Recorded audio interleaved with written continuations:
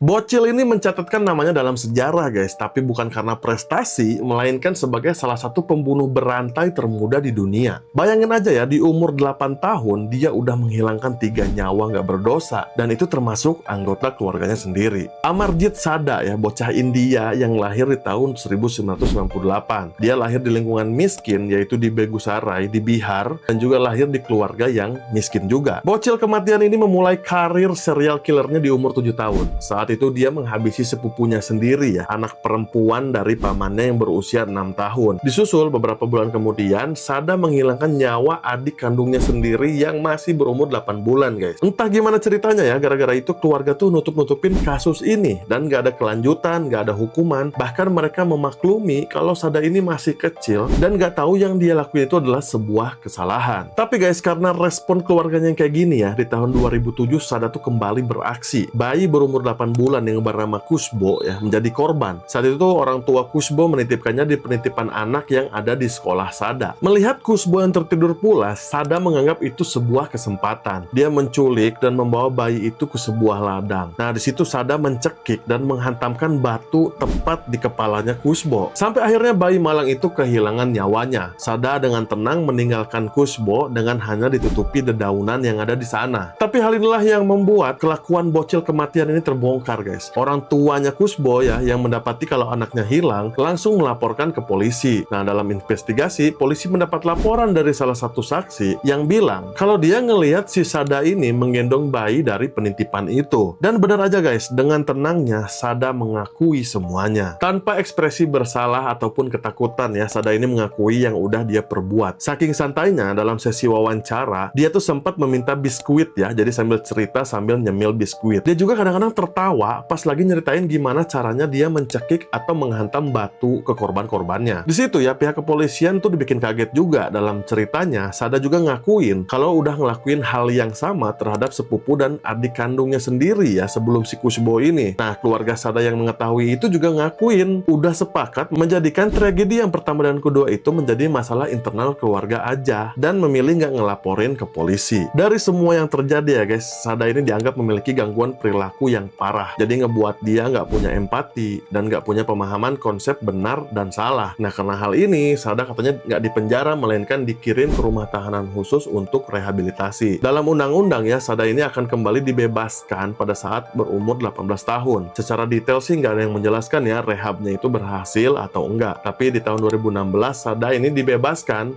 diganti identitasnya, dan publik nggak tahu keberadaannya sampai sekarang. Gimana menurut kalian guys tentang serial killer muda ini guys? Coba komen.